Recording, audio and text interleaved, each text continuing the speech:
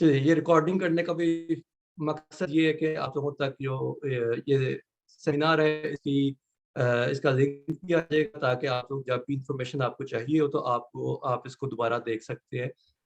Actually इसमें कुछ चीज़ें हैं जो हम टारगेट करना चाहते हैं इस सेमिनार के अंदर, ताकि एक आउटकम आए। आप लोग भी आए हैं, टाइम निकाल के आए हैं, तो आप लोगों को भी आने का फ़ायदा हो। तो सबसे पहले जो उसमें चीज़ है, जो शारिक और मैं पहले भी डिस्कस कर चुके हैं कई दफ़ा, कि हमें ये माइंड क्लियर करना है कि हम ई कॉमर्स करना क्यों चाहते हैं, हमारा टारगेट क्या है, उसके साथ हमारा गोल क्या है, या इसे हम एज अ हॉबी करना चाहते हैं, या इसको एज अ बिजनेस करना चाहते हैं, तो उससे हम अचीव क्या करना चाहते हैं। ये बहुत ज़रूरी है कि हम डे वन से इस चीज़ को अपने जहन में रखें, अपने जहन में बिठाएं, और उसके मुताबिक हम प्लान कर सकेंगे। तो इसमें सबसे जो मेरी पहली रिकमेंडेशन है, पहली एडवाइस है, वो ये है कि आप जब इसको करें या किसी भी बिज़नेस को करना चाहते हैं, तो आप इसको हॉबी के तौर पे ना करें। चाहे आप पार्ट टाइम करें, कोई इश्यू नहीं है। आप इसको एज़ अ मेन बिज़नेस करें या पार्ट टाइम बिज़नेस करें, वो मैटर नहीं करता। मैटर ये करता है कि आप इसको एज़ अ हॉबी ना करें। अगर आप एज़ अ हॉबी करेंगे तो चांसेज़ आर कि आप इसमें फेल हो जाएँगे। तो फेलियर हमारी होती भी इसलिए कि हम टेस्ट करते हैं चीज़ों को, कि हम टेस्ट करके देखें कि क्या हम ये करना चाहते हैं या नहीं। तो हम उसको टेस्टिंग में एज़ अ हॉबी करते हैं, ठीक है?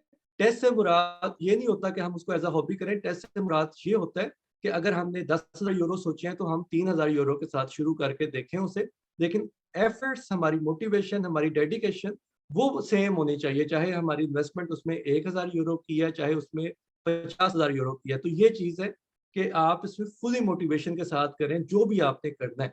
तो इसलिए ये पहले दिन से बहुत ज़रूरी है।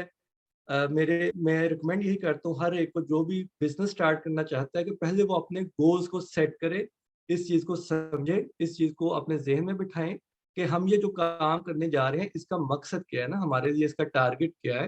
तो इसलिए आज हमने अपनी प्रेज़ेंटेशन का भी सबसे जो पहला पॉइंट रखा है, वो यही रखा है कि हम ई-कॉमर्स क्यों रिकमेंड करते हैं। तो बिफोर वी स्टार्ट, मैं थोड़ा-सा अपना इंट्रोडक्शन आप लोगों के साथ शेयर करना चाहता हूँ, ताकि चलें जिन लोगों के साथ मेरी इतनी अभी जान-पहचान नहीं है, तो हम एक-दूसरे को क्लोज़ली भी जानते हो। तो हमारा जो कल्चर है बेसिकली सेमिनार्स का, हमारे जो कोर्सेज़ हैं या इंस्टीट्यूट भी या फेसबुक ग्रुप भी, उसमें हमारा कोई सर स्टूडेंट वाला रिलेशनशिप नहीं है, ठीक है? मतलब हम एज़ अ कोलीग काम करते हैं, एज़ अ पार्टनर काम करते हैं।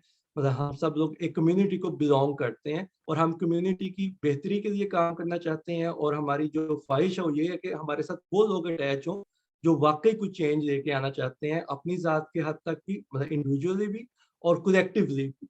तो हमारा भी जो मकसद है कि अब जैसे आप प्रेज़ेंटेशन में देख रहे हैं, मैं 1999 में जर्मनी आया एट द एज ऑफ 18। उसके बाद मैंने 2 डिग्रीज़ की हैं जर्मनी के अंदर, लेदर टेक्नीशियन की, केमिकल इंजीनियरिंग भी की यहाँ पे, फिर कुछ अरसा जॉब की। तो मेरा चूँकि शुरू से एक टारगेट था कि मैंने वापस जाना है, पाकिस्तान जाना है। तो मैंने बिज़नेस स्टार्ट किया राइट आफ्टर गेटिंग माय जो है नेशनैलिटी। 2009 में मैंने बिज़नेस स्टार्ट कर दिया, और 2015 से आई केम इंटो द पोज़ीशन कि मैं पाकिस्तान मूव बैक कर गया। तो अब चूँकि मेरा ऑनलाइन ट्रेडिंग का बिज़नेस है, तो मैं पाकिस्तान से वो सारा कैटर करता हूँ। और since 2019, 2020 we jumped into e-commerce business. और इसमें आने की जो सबसे बड़ी वजह है, वो ये है कि इसमें आपको मतलब फ्रीडम मिलती है। आप मतलब फुली फ्री होते हैं कि आपने कहाँ बैठ के क्या करना है। आपको कोई जो है रोक-टोक नहीं आती कि आप ये काम करें और क्या काम ना करें। आप कहीं से भी, किसी भी फ़ील्ड में, मतलब जो आईटी से रिलेटेड लोग हैं यहाँ पे हमारे पास, उन्हें तो पता है कि IT is such a big field, कि आप कहीं से भी बैठ के, और आईटी की खूबसूरती ही ये है कि कहीं से भी बैठ के कर सकते हैं।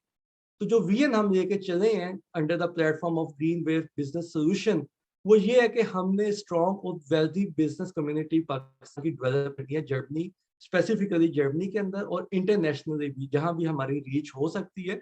और चूँकि अभी हमारा सेटअप जर्मनी के अंदर है, तो हमारा जो फर्स्ट टारगेट है वो जर्मन ऑडियंस है, जर्मनी बेस्ड पाकिस्तानी कम्युनिटी हमारा फर्स्ट टारगेट है, कि उन्हें जो प्रॉब्लम्स हैं, जो अभी हमने क्वेश्चनिंग भी की, इसलिए की कि हम देख सकें कि हमारा मेन प्रॉब्लम किन एरियाज़ के अंदर आता है। तो सबसे पहले जो प्रॉब्लम हमने देखा है, वो ये है कि हमारा कंपनी फॉर्मेशन में हमें इन्फॉर्मेशन चाहिए, टैक्सेशन के बारे में हमें इन्फॉर्मेशन चाहिए। उसके बाद ई-कॉमर्स तो चलिए एक वास्ट फील्ड है, तो हम इसमें एक स्पेसिफिकली काम करते हैं अमेज़न के ऊपर, तो उसमें हम कुछ स्पेसिफिक हैं, हमारी वास्टनेस उस तरह से नहीं है क्योंकि हम चाहते हैं कि हम जो चीज़ डिलीवर करें वो बहुत ही अ, डेलिब्रेट हो और बहुत ही ओरिएंटेड हो। उसमें हम वो चीज़ दें जिसका हमें वाक़ई ही एक्सपीरियंस है। हम जैक ऑफ ऑल ना बने, बल्कि हम जो है स्पेसिफिक अमेज़न के ऊपर काम किया हमने 3 साल से हम काम कर रहे हैं और उस पे जो हमारा एक तजर्बा बना है, हमारा जो एक्सपीरियंस बना है,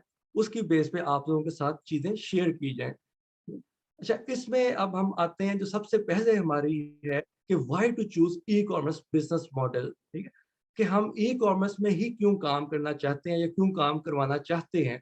थोड़ा-सा इस पे मैं ब्रीफ़ कर चुका हूँ कि इसमें हमारे पास टाइम इंडिपेंडेंस हम आ जाती है, मोबिलिटी हमारे पास आ जाती है, लेकिन ये चीज़ें सेकेंडरी हैं। जो फर्स्ट प्रायोरिटी पे मेरे ख़्याल में हमारे लिए चीज़ होनी चाहिए कि ई-कॉमर्स हमें ऑफ़र क्या कर रहा है, मतलब ई-कॉमर्स करने का हमें फ़ायदा क्या होगा? म हम में से बहुत से लोग होंगे जो नहीं वापस जाना चाहते पाकिस्तान या जो कहते हैं कि हमें कहीं से भी कोई हमें कोई लालच नहीं है कि हम यहाँ जाएँ या वहाँ रहें। हमें मेन चीज़ ये है कि ई-कॉमर्स हमें देता क्या है ना, बेनिफिट हमारा क्या है ई-कॉमर्स का। तो ये स्लाइड जो है बेसिकली हमने इस पर्पज़ के लिए आपसे शेयर की है कि आप देखें कि ई-कॉमर्स में स्कोप किस चीज़ का है, स्कोप कितना ज़्यादा स्कोप है कि 2012 से लेके 2019 तक मतलब 7 इयर्स में हमारी ग्रोथ है ई-कॉमर्स की, it grew up from 27.6 billion euros to 65.1 billion euro. 75% का इंक्रीज आया है इन 7 सालों में। और अब जो कोरोना की पोस्ट कोरोना सिचुएशन है, इसमें अब जो एनालिसिस किया गया है कि इसके मुताबिक 2023 तक 84 बिलियन यूरोस का टर्नओवर एक्सपेक्टेड है, व्हिच इज़ ह्यूज। कि मतलब 96% ऑफ ऑल इंटरैक्टिव कॉमर्स जो है, हमारे जो इंडस्ट्री एक्सपर्ट्स कह रहे हैं कि 84.6 बिलियन यूरो तक इसका टर्नओवर जाने की एक्सपेक्टेशंस हैं 2023 तक। यानी आज हम 2022 में आ चुके हुए हैं और हमारी जो ग्रोथ है वो एक्सपेक्टेड है 84 बिलियन यूरोस तक, ठीक है? और जर्मनी में जो सबसे मजे की बात है जो जर्मनी की है as compare to other European markets, कि Germany is a very big population जो कि ई कॉमर्स में इन्वॉल्व है, चाहे वो एज अ सेलर है चाहे वो एज अ बायर है। तो मतलब 80% ऑफ जर्मन पॉपुलेशन जो ऑलमोस्ट जो है ना वो बाय करती है ई कॉमर्स प्लेटफॉर्म्स के ऊपर। वो सर्विसेज भी हो सकती हैं, वो कंज्यूमर कंज्यूमर आइटम्स भी हो सकती हैं। तो it's a whole scenario of e commerce जिसकी हम बात कर रहे हैं। तो Germany boasts not only the most internet users in Europe but also the greatest e commerce customer potential. तो ये वो वजह है कि जो हम कहते हैं सबको कि आप ई कॉमर्स के ऊपर आएँ, ई कॉमर्स में आके काम करें, क्योंकि Germany has a huge potential. मतलब more than 80% of German population वो ई कॉमर्स में इन्वॉल्व है, मतलब बाइंग और सेलिंग वो करते हैं। तो जर्मनी का जो पोटेंशियल है वो आप यहाँ से अंदाजा कर रहे हैं कि कितना बड़ा पोटेंशियल है जर्मनी के अंदर। कि सिक्स अबाउट 65 मिलियन पीपल जो हैं वो चीज़ों को ऑनलाइन बाय सेल करते हैं, चीज़ों को भी और सर्विसेज़ को भी, ठीक है? तो इसमें जो ज़्यादा इम्पोर्टेंट चीज़ है वो ये आती है कि हमारे पास प्लेटफ़ॉर्म्स कौन से हैं जर्मनी के अंदर के जिन पे हम देखें कि कहाँ पे काम हो रहा है, कहाँ पे लोग फ़ायदा उठा रहे हैं, कहाँ पे लोग जो है अपनी एक्सपर्टीज़ दे रहे हैं। तो इसको हमने शॉर्ट लिस्ट की है, ठीक है? उसमें आप देखेंगे टॉप ऑफ द लिस्ट जो है वो अमेज़न है। अमेज़न का 13.8 बिलियन यूरोज़ का टर्नओवर है 2020 में, ठीक है? जो कि अब 2021 का भी डाटा आ जाएगा, 2022 का भी आ जाएगा। तो आप देखेंगे इसमें ग्रोथ है, एक्स्पोनेंशियल ग्रोथ हो रही है। और सेकंड जो बिगेस्ट प्लेटफ़ॉर्म है जर्मनी के अंदर वो जर्मन कंपनी है ऑटो, जिनका 4.5 बिलियन यूरोज़ का टर्नओवर है। उनके पास ज़ेलांडो है जिनका ऑलमोस्ट 2 बिलियन यूरोज़ का टर्नओवर है। तो हम इन 3 के ऊपर फ़ोकस करते हैं कि आप देखेंगे कि जो मोस्ट ऑडियंस है या the biggest platform in German market is Amazon, Germany. तो अमेज़न वैसे भी यूएसए के बाद सेकंड बिगेस्ट मार्केट प्लेस जो अमेज़न की है वो जर्मन मार्केट प्लेस है और थर्ड नंबर पे यूके की आती है, उसके बाद फ्रांस, इटली और स्पेन वगैरह हैं। लेकिन आप टर्नओवर के हिसाब से देखेंगे कितना बड़ा ये प्लेटफ़ॉर्म है जर्मनी के अंदर जो मौजूद है, जिस पे हम लोग भी काम कर रहे हैं, जिस पे आप लोग भी काम कर सकते हैं और this is why we prefer Amazon, क्योंकि अमेज़न की जो ऑडियंस है वो बहुत बड़ी ऑडियंस है। एज़ कम्पेयर टू आप देखेंगे कि ऑटो की है, ज़ोमैटो की है या ईबे या वॉलमार्ट वगैरह हैं, तो उनके ऊपर ऑडियंस ऑब्वियसली उन पे भी लोग काम कर रहे हैं। तो हमारा जो टारगेट है कि हम उस मार्केट के अंदर जाएँ जहाँ पे मैक्सिमम ऑडियंस है और ग्रोथ का चांस मैक्सिमम है। तो इसलिए हमने जो अपनी जो एक्सपर्टीज़ है वो अमेज़न के ऊपर डेवलप की है। और आप ये भी एक चीज़ है जो समझने की ज़रूरत है कि अगर हम अमेज़न पे काम करना सीख जाते हैं, तो ऑटो और ज़ेलांडो या ईबे के ऊपर भी हम काम कर सकते हैं, कोई इतने ज़्यादा डिफरेंसेस नहीं है उनके ऊपर भी।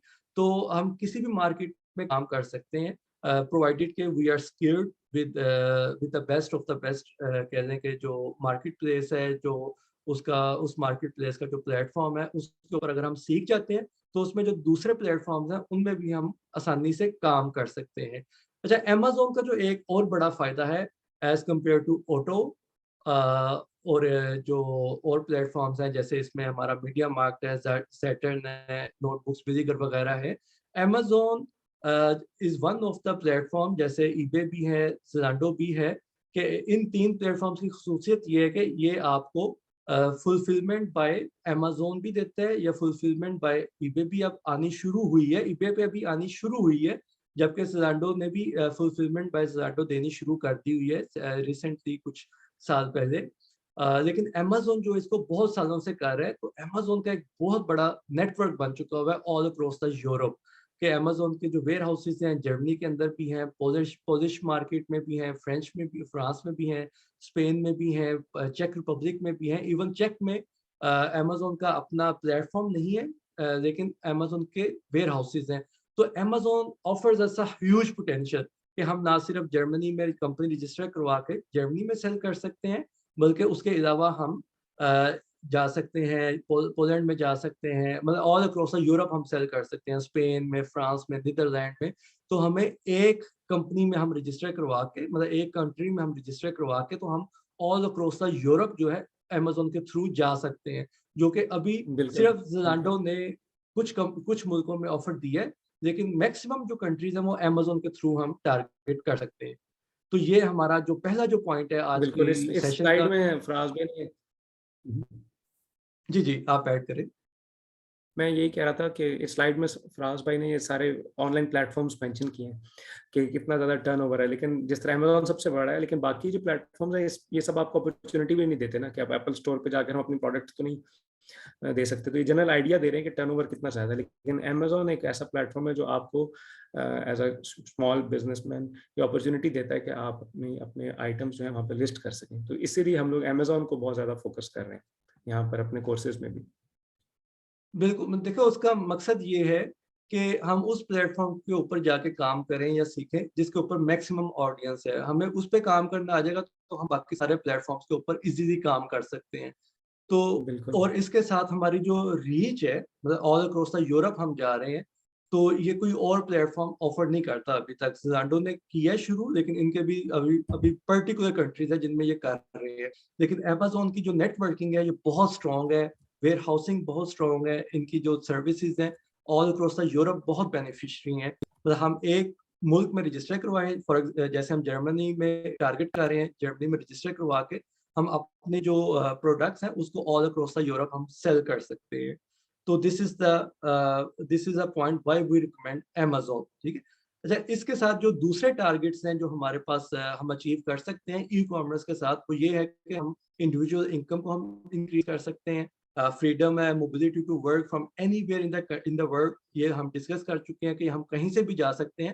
अच्छा, इसमें एक भाई ने बात की थी कि हम इंडिविजुअलिज़्म की बजाय हम कलेक्टिव होके भी अपनी जो कह लें कि जो हमारी यूथ है पाकिस्तान में, उनका हम बहुत बड़ा फ़ायदा कर सकते हैं। और मैं समझता हूँ कि ये हमारे ऊपर एक सोशल रिस्पॉन्सिबिलिटी भी है कि while we are living and working in Germany, तो इसमें हम कैसे अपनी जो कम्युनिटी है या अपने जो पाकिस्तानी भाई हैं, बहनें हैं, उनको हम कैसे अकोमोडेट कर सकते हैं। अब पाकिस्तान में बहुत सारा काम हो रहा है, बहुत सारे प्लेटफ़ॉर्म्स डेवलप हो चुके हुए हैं जो ई-कॉमर्स की ट्रेनिंग्स दे रहे हैं, लेकिन उनके पास इन्वेस्टमेंट्स नहीं है। मतलब हम लोग यहाँ पे बैठे हैं, जैसे अभी रियाज़ साहब ने भी बात की कि मैं इन्वेस्टमेंट करना चाहता हूँ, तो हमारे पास इन्वेस्टमेंट की भी अपॉर्च्युनिटीज़ हैं कि जो लोग अपना टाइम नहीं दे सकते, जो इन्वेस्ट कर सकते हैं, तो हम उनको इन्वेस्टमेंट भी करवा सकते हैं, जिसमें हम अपनी पाकिस्तानी कम्युनिटी को नेटवर्किंग में जो हमारे साथ इन्वॉल्व है, जिनके एक्सपर्टीज़ का हमें पता है कि ये वाक़ई अच्छे लोग हैं काम करने वाले, तो उनके साथ मिल के उनका भी फ़ायदा है कि उनको हम अर्निंग ऑप्शंस दे रहे हैं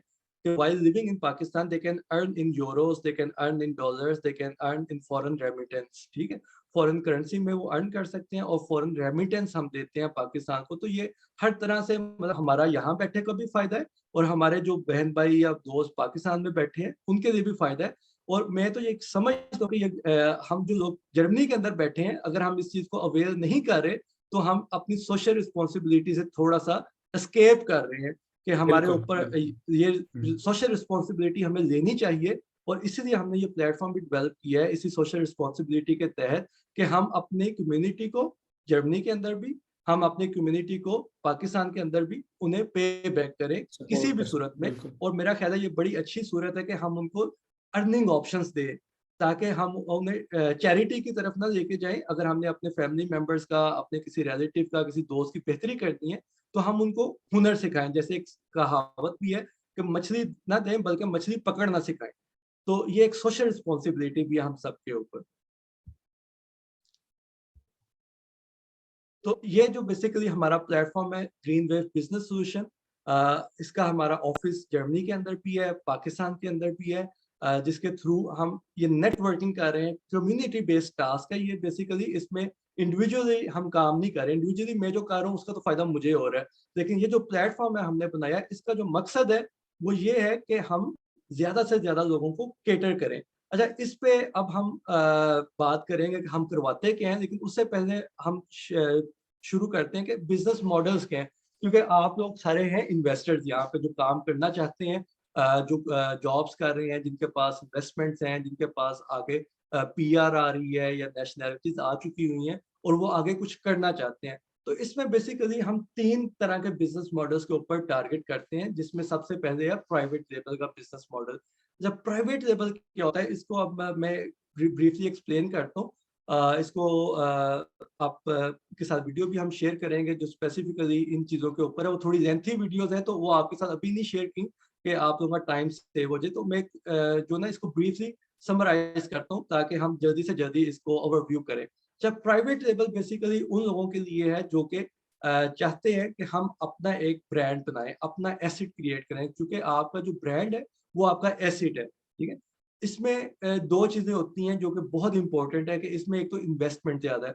आपको ये समझने की ज़रूरत है कि आप अपना एक वैल्यू क्रिएशन की तरफ जा रहे हैं, एसेट डेवलपमेंट की तरफ जा रहे हैं, तो आपको उसमें पैसे भी ज़्यादा इन्वेस्ट करते हैं। तो इसमें कम से कम जो है ना आप 10,000 यूरो की इन्वेस्टमेंट ज़हन में रखें। और इसमें जो दूसरी अहम बात है वो ये है कि इसमें रिस्क फैक्टर आपका मैक्सिमम की तरफ होता है। क्योंकि आप एक ऐसी चीज़ करने जा रहे हैं जो पहले मार्केट में नहीं है। ऑब्वियसली वो प्रोडक्ट मार्केट में होगी, लेकिन जो आपका ब्रांड है वो मार्केट में एग्ज़िस्ट नहीं कर रहा। तो आप एक बिल्कुल नया ब्रांड लॉन्च करने जा रहे हैं, आप एक अपनी आइडेंटिटी बनाने जा रहे हैं। तो इसमें आपको ये चीज़ें ज़हन में रखनी है कि आपके साथ मतलब अप भी हो सकते हैं, आप ऊपर भी कामयाबी की तरफ भी जा सकते हैं। आपको फेलियर का भी सामना करना पड़ सकता है, क्योंकि ब्रांड बनाना कोई इतना आसान काम भी नहीं है।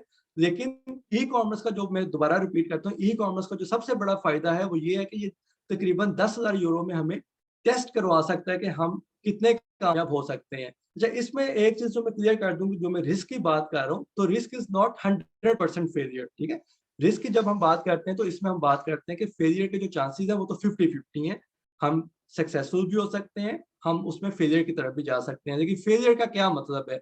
इसको भी समझना बहुत ज़रूरी है कि अगर मैं 10,000 यूरो इन्वेस्ट कर रहा हूँ, तो क्या मेरे 10,000 के 10,000 यूरो ही डूब जाएँगे या मैं उसमें कुछ बचा लूँगा? तो ये चीज़ मैं इसको आसान से अल्फाज़ में बताता हूँ कि हमारा जो मैक्सिमम रिस्क है पैसों का, वो 30 टू 50% पैसों का रिस्क होता है। यानी हम जो चीज़ें लॉन्च करते हैं, हम 10,000 यूरो अगर इन्वेस्ट करते हैं, तो हमारा मैक्सिमम जो फेलियर है, वो 5,000 यूरो तक हम लॉस कर सकते हैं। लेकिन जो हमने एक्सपीरियंस किया है या जो हमने देखा है मार्केट के अंदर कि अगर हम लॉस में जाते हैं तो हम 30% तक लॉस में आते हैं, बाकी हमारा रिकवरेबल होता है। तो इस ये 2 चीज़ें थी जो मैं आपके साथ शेयर करना चाह रहा हूँ कि प्राइवेट लेवल में बिल्कुल। बिल्कुल, और ये भी जो आप कह रहे हैं सिर्फ़ फेलियर के केस में ना, वैसे तो फेलियर के ज़्यादातर केस में, इंशाल्लाह ठीक है? सक्सेस की तरफ जाएँगे। बिल्कुल। अब हम सक्सेस की तरफ आते हैं। सक्सेस में क्या है, आपने 10,000 यूरो इन्वेस्ट किए, आपका काम चल पड़ता है, आपका ब्रांड डेवलप होना शुरू हो जाता है। आफ्टर 1 ईयर या आफ्टर 18 मंथ्स की स्ट्रगल है, तो आप देखते हैं कि आपका ब्रांड चल पड़ा।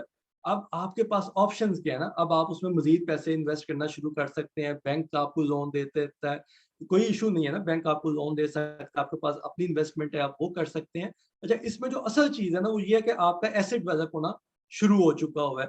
आफ्टर 3 इयर्स, ठीक है? मतलब ये बात आप ज़हन में रखें कि आफ्टर 3 इयर्स या अप टू 3 टू 5 इयर्स आप अपना एसेट इतना क्रिएट कर देते हैं, अपना ब्रांड इतना अच्छा डेवलप कर लेते हैं कि आप उसको रीसेल कर सकते हैं। इसकी मैं आपको मिसाल देता हूँ, रीसेल किस तरह से हम करते हैं, इसको हम फ्लिप करना भी कहते हैं। अच्छा, फ्लिप करने से मुराद है कि मैंने अपना ब्रांड डेवलप किया, आई स्ट्रगल्ड फॉर 3 इयर्स और मैंने विद इन 3 टू 5 इयर्स अपना एक ब्रांड बड़ा अच्छा डेवलप किया। मुझे मंथली जो प्रॉफिट है वो 3000 यूरो का प्रॉफिट आना या 5000 यूरो का प्रॉफिट आना शुरू हो गया। अब जब हम फ्लिप करते हैं तो हम इस पे 20 to 35 times of the profitability हम इसको फ्लिप कर सकते हैं। यानी अगर हमारा जो प्रॉफिट है वो 5000 यूरो पर मंथ है और हम ऑन एवरेज 30% के ऊपर फ्लिप करते हैं, यानी हम 1.5 लाख यूरो के ऊपर से फौरी तौर पर सेल कर सकते हैं। ये मैं आपको बहुत ही महदूद रह के बता रहा हूँ कि हमारा 5000 यूरो से भी हम ज़्यादा ही प्रॉफिटेबिलिटी ले सकते हैं आफ्टर 5 इयर्स जब हम ब्रांड डेवलप करते हैं। तो normally we speak about 10 to 20,000 profitability on monthly basis, ठीक है? लेकिन मैं आपको बहुत कम करके बता रहा हूँ कि हम 5000 यूरो को काउंट करें with the factor of 330 times, तो हम 1.5 लाख यूरो को से सेल करते हैं, तो हमारे पास लमसम एक अमाउंट आ जाती है 1.5 लाख यूरो की। यानी ये हमारी एसेट डेवलपमेंट है, जो आपको मैं पॉइंट समझाना चाह रहा हूँ कि हम जो एसेट डेवलप करते हैं वो हम ऐसे काउंट करते हैं कि हम उसे आफ्टर 3 इयर्स, आफ्टर 5 इयर्स जब फ्लिप करेंगे तो हमारे पास कितने पैसे लमसम अमाउंट हमारे हाथ में आ सकती है, ठीक है? और फेलियर की जो मैंने बात की तो उसमें हम 10,000 यूरो इन्वेस्ट किया है, तो हमारा जो फेलियर है वो भी 30% ही है, ठीक है? यानी हमने 3000 यूरो हमारे लॉस में चले गए, जो हमने टाइम इन्वेस्ट किया वो लॉस में आ जाता है। लेकिन हम उस फेलियर से क्या सीखते हैं कि हमने इसको कैसे खड़ा करना है। हमारा अल्टीमेट गोल है वो है सक्सेस, और सक्सेस जो है वो इतना मुश्किल काम नहीं है। ये चीज़ आप ध्यान में रखें कि सक्सेस इतना मुश्किल काम नहीं है। अगर आपको 1 दफ़ा फेलियर हुई है, 2 दफ़ा फेलियर हुई है, तो दैट शोज़ कि आप कहीं पे कोई गलती कर रहे हैं, और एज़ सून एज़ हम उस गलती को ओवरकम कर लेंगे, हम सक्सेस की तरफ चले जाएँगे। तो सक्सेस इज़ अल्टीमेटली जो एक सेट है कि हमारे जो फैक्टर्स हैं, सक्सेस के जो फैक्टर्स हैं, हमने उनको कितना अच्छा कोप किया। हमारी जो फेलियर थी, 1 दफ़ा या 2 दफ़ा हमारी जो फेलियर आई है, वो क्यों आई है, हम एनालाइज़ करें। इससे मैंने शुरू में बताया कि हमने इसे एज़ अ हॉबी नहीं करना। चाहे आप इसको पार्ट टाइम भी करें, चाहे आप इसको पार्ट टाइम करें और इसको आप प्लान करें on the period of 3 to 5 years भी, लेकिन आपने करना है इसको डेडिकेशन के साथ।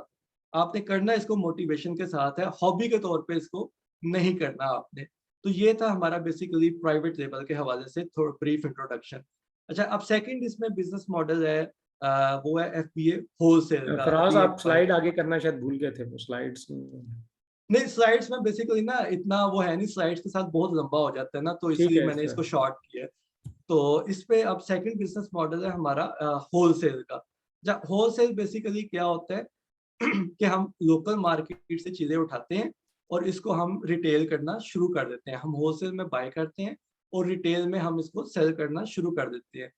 अच्छा, ओ अब इसका फ़ायदा क्या है ना हमें? इसका फ़ायदा ये है कि हम प्राइवेट लेबल नहीं कर रहे, हम किसी अच्छे ब्रांड का, वो एडिडास भी हो सकता है, वो लेवाइस भी हो सकता है, वो नाइकी भी हो सकता है, वो पूमा भी हो सकता है, मतलब हम अच्छे-अच्छे ब्रांड्स को लेते हैं। जैसे भी एक भाई ने बात की थी कि वो होलसेल करना चाहते हैं, तो ये उनके लिए भी बड़ा अहम है कि हम जो अच्छे ब्रांड लोकली चल रहे हैं जर्मनी के अंदर, हम उनको टारगेट करते हैं, उनकी चीज़ें बाय करते हैं और उनको सेल करना शुरू कर देते हैं, ठीक है?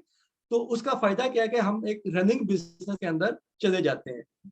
लेकिन उसका नुकसान क्या है कि हम अपना एसेट नहीं डेवलप कर रहे, ठीक है?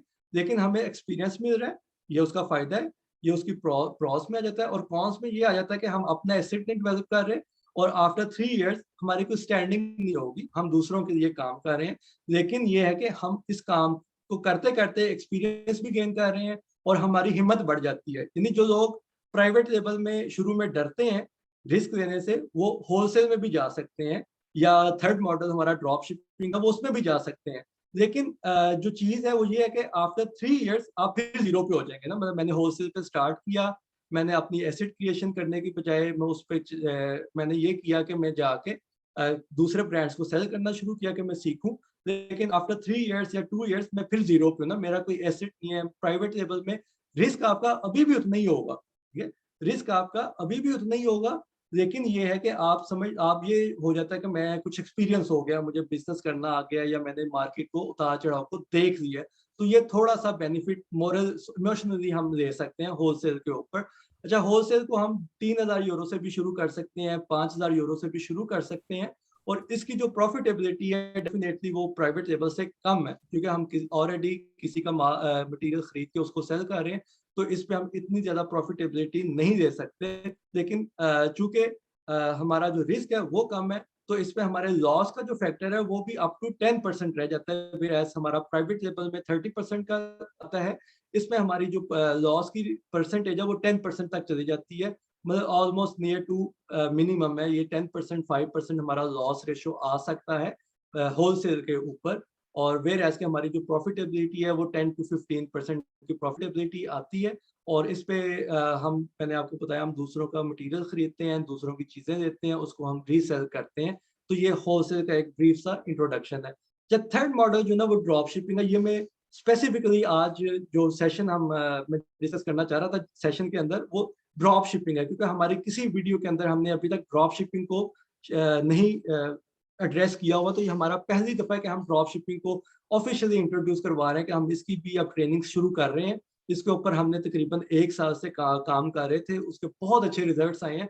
इवन होलसेल से भी ये बेहतर हमारे पास रिजल्ट्स आए हैं। यानी अगर आप कोई बंदा कहता है जी मैंने प्राइवेट लेवल करना है, तो हम उसे रिकमेंड करते हैं प्राइवेट लेवल में तो वो चला जाए, कोई उसमें इश्यू नहीं है। लेकिन अगर कोई चाहता है कि मैं होलसेल में स्टार्ट करूँ, तो हम उसे हमारे जो रिजल्ट्स हैं उसको देखते हुए रिकमेंड ये कर रहे हैं कि आप होलसेल की बजाय ड्रॉप शिपिंग से स्टार्ट करें। अच्छा, ड्रॉप शिपिंग में बड़े मज़े की चीज़ है कि इसमें हमारी इन्वेस्टमेंट जो है ना, ये मिनिमम है 1 से 2000 यूरो, मतलब इवन होलसेल से भी हमारी जो कह लें कि इन्वेस्टमेंट है वो कम है। ठीक है? मतलब हम 1 से 2000 यूरो में इसको स्टार्ट कर सकते हैं। अच्छा, ड्रॉप शिपिंग बेसिकली होती क्या है ना? जो ड्रॉप शिपिंग में हम ना कोई इन्वेंटरी खरीदेंगे, ना हमने किसी अपना कोई एसेट बना रहे हैं हम, जैसे प्राइवेट लेवल में करते हैं। ड्रॉप शिपिंग इज़ लाइक के किसी की कोई चीज़ें मार्केट में, फॉर एग्ज़ाम्पल मैं आपको मिसाल देता हूँ, एडिडास एक वेल रिनोन्ड ब्रांड है, उसकी हम चीज़ें रीसेल करना चाहते हैं।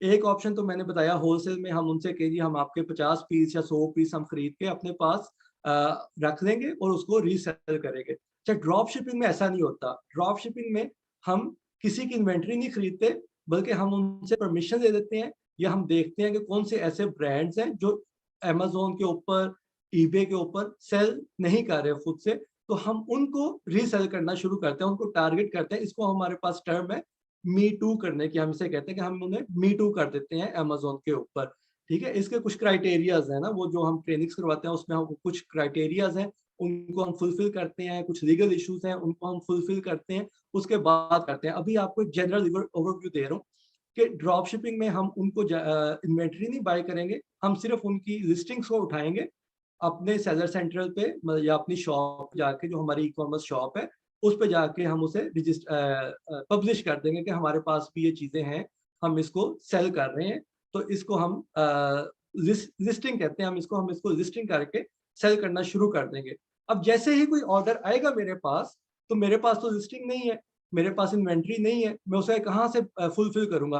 तो हम इसको फौरी तौर पे जिसकी हमने लिस्टिंग की होती है, मतलब जिस ब्रांड की हमने लिस्टिंग की होती है, हम उस ब्रांड से उसे खरीदते हैं और पोस्ट करवा देते हैं उस ऑर्डर के ऊपर जहाँ से वो ऑर्डर आया होता है। यानी हमने करना क्या है या किया क्या है कि हमने कोई इन्वेंटरी नहीं खरीदी, हमारे कोई पैसे नहीं ब्लॉक हुए, हमने ऑर्डर दिया सबसे पहले, जैसे ही वो ऑर्डर रिसीव हुआ हमारे पास, हमने सिर्फ़ उस ऑर्डर के अगेंस्ट जाके उस ब्रांड के पास बाइंग की और उसको उस एड्रेस पे डिलीवर करवा दिया। यानी 100% सिक्योर मॉडल ये है कि हमने क्या किया, ऑर्डर लिया, उसको सेलर के पास, ब्रांड के पास जाके ऑर्डर प्लेस किया और जाके उसको डिलीवर करवा दिया। एज़ अ मिडलमैन हमने काम किया और इस पे हमारी जो प्रॉफिटेबिलिटी है, ये 10 टू 40% तक की प्रॉफिटेबिलिटी हमने देखी है कि ब्रांड्स में इतना ज़्यादा मार्जिन हमारे पास है कि 10 टू 40% की प्रॉफिटेबिलिटी है। और रिस्क फैक्टर इसमें आप समझ लें, ज़ीरो तो मैं नहीं कहता इसमें, मतलब मिनिमम है, 2 टू 5% रिस्क फैक्टर है, वो भी सिर्फ़ इन द केस के हमारे पास रिटर्न्स आती हैं, तो रिटर्न्स भी बेसिकली हम ब्रांड्स को दे सकते हैं। लेकिन अगर कुछ ब्रांड उसको रिफ्यूज कर दें तो वो रिटर्न्स की सूरत में हमारे पास कुछ लॉस आता है, लेकिन दैट्स अप टू 2 to 5%, मतलब नियर टू जीरो आप कह लें कि इसमें हमारा जो लॉस है ड्रॉप शिपिंग में। और ड्रॉप शिपिंग बिल्कुल लीगल है, अमेज़न भी अलाउ करता है ड्रॉप शिपिंग, ईबे भी अलाउ करता है ड्रॉप शिपिंग, लेकिन कुछ रेगुलेशंस हैं, ठीक है? मतलब प्राइवेट लेवल में हम जाते हैं, हमारी रेगुलेशंस बहुत फ्लेक्सिबल हैं, हम होलसेल में जाते हैं, हमारी रेगुलेशंस बहुत फ्लेक्सिबल हैं, लेकिन ड्रॉप शिपिंग में रिस्ट्रिक्शंस हैं डेफिनिटली। इसमें रिस्क फैक्टर इन्वॉल्व है, लेकिन आप जो रिस्ट्रिक्शंस दी हुई हैं अमेज़न ने या ईबे में, उसमें रह के काम करें, ठीक है? हम क्या करते हैं, हम उन रिस्ट्रिक्शंस को फ़ॉलो करते हैं और यही हम सिखाते हैं कि आपने इनको कैसे फ़ॉलो करना है और कैसे उन रिस्ट्रिक्शंस के अंदर रह के आपने काम करना है, ठीक है? तो ये बेसिकली 3 बिज़नेस मॉडल्स हैं जिसको मैंने ब्रीफली समराइज़ किया आप लोगों के साथ। इसपे हमारी ब्रीफ वीडियोज़ बनी हुई हैं, जिनको मैं आप लोगों के साथ शेयर कर दूँगा। वक़्तन-फ़वक़्तन मैं शेयर करता रहता हूँ, शारिक भाई भी शेयर करते रहते हैं अपने प्लेटफ़ॉर्म्स के ऊपर। लेकिन आज आपको ब्रीफली बताने का मकसद था कि आपको एक ओवरव्यू मिल जाए और इसके हवाले से जो आप लोगों के क्वेश्चंस हैं, हम उनको कैटर करें, ना कि हम आपको इन बिज़नेस मॉडल की इची-बिची या बहुत डिटेल्स में जाके आपको बोर करें। तो ये हमारे आज के पॉइंट्स थे। अच्छा, अब थोड़ा-सा मैं आपको बता दूँ जो हमारी ट्रेनिंग्स हैं, वो कैसी है ना? जी, क्वेश्चंस मैं बिल्कुल। देख रहा हूँ, काफ़ी क्वेश्चंस आ रहे हैं ट्रेनिंग्स के हवाले से। तो शारिक, बल्कि आपके कोई क्वेश्चंस हैं, इस हवाले से आपने कुछ शॉर्टलिस्ट किए, तो आप वो बता दें, ताकि हम जी, उनको टारगेट मैं करें वो आप क्वेश्चंस। बताता हूँ, लेकिन उससे पहले आप थोड़ा-सा ट्रेनिंग्स के बारे में बता दें कि ट्रेनिंग्स किस-किस ठीक है, किस्म की हैं, उसमें क्या सर्विसेज़ ठीक, ऑफ़र हैं और 1 ईयर सपोर्ट ठीक, क्या है और फिर वीए की वर्चुअल असिस्टेंट्स के हवाले से असिस्टेंट के हवाले से बता दें। ठीक हो गया। अच्छा, ट्रेनिंग्स हमारी हैं, 2 किस्म की ट्रेनिंग्स हैं। एक हम शुरू करते हैं बूट कैंप। बूट कैंप से मुराद होता है कि हमने उसमें एक ग्रुप बनाया, उसमें 10-15 लोग हैं। वो एक ग्रुप बन जाता है, तो उसे हम बूट कैंप कहते हैं। उसका टारगेट होता है हमारा कि हम विदिन 2 टू 3 मंथ्स आपको जो वो मॉडल है उसको ब्रीफली आपको सिखाया जाए, मतलब थॉरोली आपको सिखाया जाए। मतलब हमारे जो एवरेज सेशंस हैं, व हमारी जो क्लासेस है वो वन्स अ वीक होती हैं। हम प्लान करते हैं एवरी सैटरडे, क्योंकि बहुत ज़्यादा लोग हैं जॉब कर रहे होते हैं, या हाउसवाइफ्स हैं, वो करना चाहती हैं लेकिन बच्चों के साथ वो कैटर नहीं कर पाती। तो नॉर्मली हमने इसको वीकेंड के ऊपर रखा है ताकि सब लोग इसमें अपनी मसरूफियत में से आराम से वक़्त निकाल सकें। तो वन्स अ वीक ही होता है। एवरेज हमारी टाइमिंग है 2 टू 3 आवर्स का हमारा एक सेशन होता है। बहुत थॉरोली आपको उसमें एक-एक चीज़ के बारे में बताया जाता है। अच्छा, जो हमारे जो सेशंस है ना, इनकी जो ख़ास बात है, जैसे अभी हमने ज़िक्र भी किया था कि मार्केट में बहुत ज़्यादा ट्रेनिंग्स हैं, बहुत ज़्यादा कोर्सेज़ हैं। तो हमारे जो ट्रेनिंग सेशन है, हमने इसमें एक ख़ास बात जो ऐड की है, हम जर्मन मार्केट स्पेसिफिकली काम करते हैं। हमारा एक स्पेसिफिक एक मॉड्यूल है, उसमें हम कंपनी फॉर्मेशन उसका आपको थॉरोली बताते हैं कि देखिए, हम हमारा जो काम होता है, हम आपको उसमें सारी डिटेल्स बताते हैं कि कंपनी फॉर्मेशन में आप कौन-कौन सी कंपनी टाइप्स कर सकते हैं, उसमें टैक्सेस किस तरह से होते हैं, आपका टैक्स किस तरह से डिडक्ट होगा, किस कंपनी फॉर्म के ऊपर टैक्सेस की क्या रेशियो आती है, किस तरह से टैक्स कैलकुलेशन की जाती है, लीगल इश्यूज क्या हैं अमेज़न के हवाले से या ई-कॉमर्स के हवाले से जर्मनी के अंदर, यूरोप के अंदर। तो ये एक हमारा बहुत ही एक टारगेटेड और एक बड़ा ओरिएंटेड एक मॉड्यूल है जर्मनी में, लीगैलिटीज़ के हवाले से, कंपनी फॉर्मेशन के हवाले से, टैक्सेशन के हवाले से, जो कि अभी तक हमें कोई और ट्रेनिंग जो प्रोवाइडर है वो ये मॉड्यूल हमने नहीं देखे अभी तक। और इसको हमने समराइज़ कर दिया है अपनी ट्रेनिंग्स के अंदर, ताकि जो लोग हमारे साथ ट्रेनिंग कर रहे हैं, वो लीगल इश्यूज़ के हवाले से फुली इक्विप्ड हो, उनके पास सारी इन्फॉर्मेशन हो, उन्हें क्या कंसर्न्स हैं उनके, वो कैटर हो, उनके क्या-क्या क्वेश्चन्स हैं, क्या उनके ज़हन में अबहाम हैं, क्या मिसअंडरस्टैंडिंग्स हैं, या क्या उनके ज़हन में जो चीज़ें उन्हें नहीं भी पता, वो भी हम उनको बताते हैं कि ये लीगल इश्यूज़ आपको आ सकते हैं और ये आपने कैसे कैटर करना है, ठीक है? ये चीज़ आप ज़हन में रखें कि Germany is a very strict market, लेकिन इसका जो फ़ायदा है वो ये है कि जर्मनी इज़ वेरी पोटेंशियल और बहुत ज़्यादा इसमें जो प्रॉफ़िटेबिलिटी है वो भी हम बहुत अच्छी गेन कर सकते हैं, क्योंकि जहाँ पे स्ट्रिक्टनेस होगी, वहाँ पे कम लोग आते हैं और जहाँ कम लोग आएँगे वहाँ आपके पास पोटेंशियल भी होगा कि आप ज़्यादा प्रॉफ़िटेबिलिटी ले सकते हैं एज़ कम्पेयर टू यूके या यूएसए में, क्योंकि उनमें बहुत ज़्यादा कॉम्पिटिशन है, बहुत ज़्यादा लोग जाते हैं, बहुत ज़्यादा फ्लेक्सिबिलिटी है। अगर कोई यूके रेज़िडेंट नहीं भी है, कोई यूएसए रेज़िडेंट नहीं भी है, वो भी अपनी कंपनी बना सकता है। वेयर एज जर्मनी में ये रिस्ट्रिक्शन है कि आप जर्मनी में तब भी कंपनी बना सकते हैं जब आप जर्मन रेजिडेंट हैं। अगर आप आउटसाइडर हैं तो जो जर्मनी में आपकी कंपनी रजिस्टर्ड नहीं हो सकती है, उसके कुछ रास्ते हैं जो हम डिस्कस करेंगे क्वेश्चन आंसर सेशन में। मैं आपको बताऊंगा भी उसके भी कुछ रास्ते हैं जो नॉन जर्मन रेजिडेंट है वो कैसे काम कर सकते हैं। लेकिन बताने का जो मकसद है कि पोटेंशियल जर्मन मार्केट में बहुत ज्यादा है। तो बूट कैंप बेसिकली एक ग्रुप होता है जिसमें हम आपको कोर्सेज करवाते हैं। ड्रॉप शिपिंग भी कोर्स हम ऐड कर रहे हैं उसमें, होलसेल भी उसमें एडिड है, और उसमें प्राइवेट लेबल भी उसमें हम करवाते हैं। तो आप एक कोर्स सेलेक्ट करेंगे, चाहे वो प्राइवेट लेबल हो, चाहे वो होलसेल हो, चाहे वो ड्रॉप शिपिंग हो। उसमें हमारा जो बूट कैंप है उसमें विद इन 3 मंथ्स हम आपको यहाँ तक ले आएंगे कि आप इंडिपेंडेंटली काम कर सकते हैं, ठीक है। लेकिन चूंकि आप नए हैं, आपको डर लगता है कि मैं कहीं गलती ना कर दूं, तो इस पे हम आपको 1 ईयर सपोर्ट भी देते हैं। After completion of your boot camp course हम आपको 1 ईयर की सपोर्ट देंगे। उस 1 साल में आपको कोई इशू आएगा, हम आपके साथ खड़े हैं, हमारी टीम आपके साथ खड़ी है उस इशू को रिजॉल्व करने के लिए। इवन आफ्टर 1 ईयर भी, मतलब हम ये नहीं होगा कि हम छुप जाएंगे या हम आपको केटर करना छोड़ देंगे, ऐसा नहीं होता। लेकिन ये कि उस 1 साल में आप इतना एक्सपर्ट हो जाएंगे कि आपको हमारी जरूरत नहीं रहती। लेकिन definitely we are always there for you, ठीक है। दूसरा जो हमारा जो मॉड्यूल जो ट्रेनिंग है वो है 101 की। मतलब 101 से मुराद है कि आप हमारे साथ 101 बेसिस पे करेंगे, उसमें आप ही ट्रेनिंग लेंगे। मतलब उसमें सिर्फ आप ही हमारे साथ ट्रेनी होंगे। आप अपनी मर्जी का टाइम जो है वो चूज करेंगे, अपनी मर्जी का दिन चूज कर सकते हैं। और उसमें यानी कि बहुत फ्लेक्सिबिलिटी है। आप अगर बहुत मसरूफ हैं, आप कहते हैं कि मैं सैटरडे को उस फिक्स टाइम के ऊपर नहीं आ सकता जो कि क्लास का टाइम है, तो उस पे आप 101 ट्रेनिंग भी दे सकते हैं कि आप किसी वक्त सुबह में फ्री हैं, किसी दिन आप शाम में फ्री हैं, किसी वीक में आप सैटरडे को फ्री हैं, किसी वीक में आप थर्सडे को फ्री हैं। तो हम अकॉर्डिंगली आपको उसमें एडजस्ट करेंगे। अच्छा, दूसरा जो फायदा है 101 ट्रेनिंग का कि इसमें लाइफ टाइम सपोर्ट है, ठीक है। लाइफ टाइम सपोर्ट से मुराद है कि आपने 1 साल की काम किया, उसके बाद आपने छोड़ दिया, या आप सुस्त पड़ गए, या आपने कहा कि मैं इसको दोबारा शुरू करना चाहता हूँ, तो हम आपको दोबारा रिवाइज करवा के वो चीज़ें दोबारा रिवाइज करवा के दोबारा स्टार्ट करवा देंगे। तो इसका ये थोड़ा-सा बेनिफिट है 101 ट्रेनिंग का कि टाइम फ्लेक्सिबिलिटी भी है, डे फ्लेक्सिबिलिटी भी है, और आपके पास जो सपोर्ट है वो भी लाइफ टाइम सपोर्ट आपके पास आ जाती है। तो ये 2 ट्रेनिंग्स हैं जो हम करवा रहे हैं, बूट कैंप और 101 ट्रेनिंग। बूट कैंप की जो फीस है वो है 450 यूरो, पूरे कोर्स की फीस है। और जो 101 ट्रेनिंग है उसकी जो फीस है वो 800 यूरो है। लेकिन उसमें आपके पास डिफरेंट फ़ायदे हैं, डिफरेंट आपके पास प्रायोरिटीज़ लिस्ट आपकी डिफरेंट हो जाएगी। और बूट कैंप में थोड़ा-सा ये है कि 1 ईयर सपोर्ट लिमिटेशन है। वरना अदरवाइज़ कंटेंट वाइज़ सब कुछ सेम है, ठीक है? उसमें कोई डिफरेंस नहीं है। ठीक हो गया, ठीक है। बिल्कुल सही। तो आपने बता दिया बूट कैंप ट्रेनिंग जो ग्रुप की है, जो ऑलरेडी हमारा ऑलरेडी एक सेशन चल रहा है और ख़त्म होने वाला है 3 मंथ्स का।